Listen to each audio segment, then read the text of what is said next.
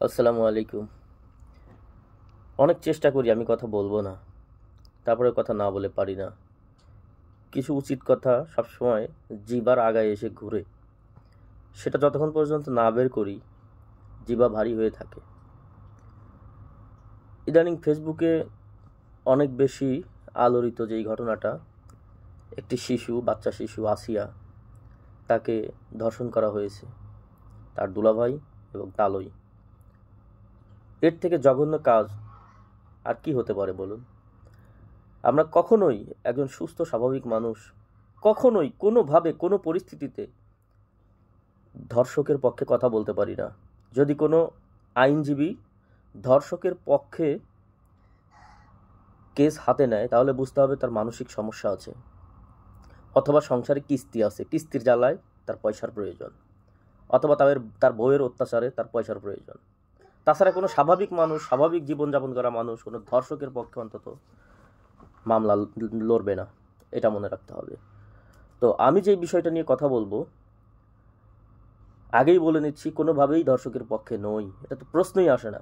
কিন্তু আমার কথাগুলো হচ্ছে, এই যে সুবিধা বঞ্চিত, এখন সুবিধা নিতে পারতেছে না, সুবিধা বঞ্চিত আফসোস লীগের বিপক্ষে তারা এই ঘটনাটা নিয়ে সরকারের উপরে নানানভাবে চাপ সৃষ্টি করার সুযোগ খুঁজতেছে, এবং তাদের ফেসবুক পোস্টের জ্বালায় মনে হচ্ছে যে আওয়ামী লীগ যতদিন ক্ষমতায় ছিল 16-17 বছর কোনো ধর্ষণ হয় নাই, কোনো অপরাধ হয় নাই বাংলাদেশে। বাংলাদেশ ছিল তখন আরব আমিরাত, দুবাইয়ের মতো, সিঙ্গাপুরের মতো নিরাপদ।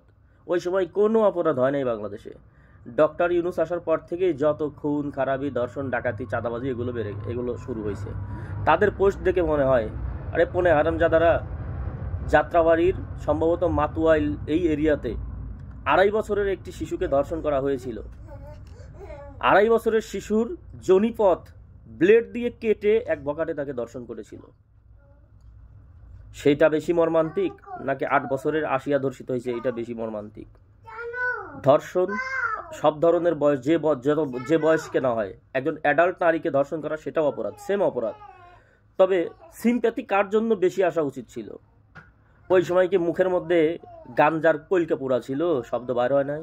হারামজাদারা, আমরা তো সবাই অনেক ছটফট করছি, কিন্তু আওয়ামী লীগের সরকারের চাপে, প্রেসারে কেউ তখন বের হয়ে সাহস পায় নাই। বিশেষ করে বিরোধী দলগুলো, বিরোধী মতের লোকজন কেউ সাহস পায় নাই বের হওয়ার জন্য। কিন্তু তোদের পক্ষের লোকজন তো ছিল। এই যে এখন লাকি খাতুন বাইর হইতেছে, বিশ্বপতিতা, ওটা আন্তর্জাতিক মানের পতিতা। হ্যাঁ, শাহবাগী লাকি। ইরে হারামজাদি, তখন কইছিলি? একটা 2.5 বছরের শিশুর জনিপথ কাইটা তারে দর্শন করলো, তখন কি মজা নিতেছিলি? তখন কইছিলি তোর শাহবাগ কইছিল, তোর শাহবাগ উল্টাইয়া দইরা তোর এমুর দিয়ে ভিতরে হান্দাইয়া দেওয়া দরকার। উচিত কথা তো জিবার আগায় ধরে রাখবার পারি না, তা কইয়া পারি না। আর এখন আইসোস গিয়া হইতেছে আসিয়ার জন্য দরদ দেখাইতে। ওই 2.5 বছর শিশুর কি অপরাধ ছিল? তার জন্য তো দরদ আসে নাই। সব ধান্দাবাজি, সব নিজের সুবিধার জন্য। কারণ ওই সময় তো সরকারিভাবে নিজের সুবিধা ছিল। এখন তো তোরা সুবিধা বঞ্চিত রে, হারামজাদা লীগ। এই জন্য আইসোস সরকারের চাপে ফেলানোর জন্য। আর তোদের পোস্ট দেখলে মনে হয়, আহারে, এতদিন সিঙ্গাপুর বাস করতি, এখন আইসা জঙ্গলে বাস করতেছোস। লাভ নাই রে, লাভ নাই। আল্লাহ যেমনে বিচার করছে ভবিষ্যতে আরও করব, অপেক্ষা কর, সময় তার জবাব ঠিকই দিয়ে দিব। আর ডক্টর ইউনূস তিনি সফল হবেনই। বাংলাদেশের সমস্ত জনগণ আছে, হয়তো তোরাও বাংলাদেশের জনগণ, কিন্তু ওই একটা ক্ষেতের মধ্যে সবই তো আর ফলন না, কিছু আগাছাও থাকে। সেই ধরনের তোরা জনগণ, আগাছা মার্কা জনগণ। ওগুলো নিরানি দিলে সাফ হয়ে যাবে, সমস্যা নাই। অথবা একাই মরে যাবি এক সময়।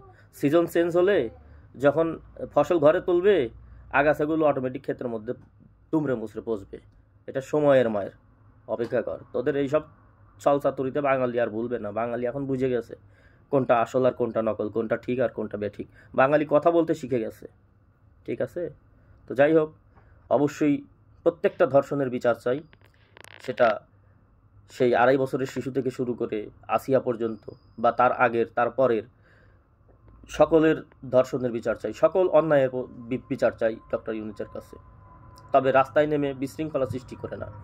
অবশ্যই একজন নাগরিক হিসাবে সুবিচার চাই, যাতে ভবিষ্যতে এ ধরনের ঘটনা, দুর্ঘটনা কেউ ঘটানোর সাহস না পায়। সবাই ভালো থাকবেন। ধন্যবাদ সবাইকে।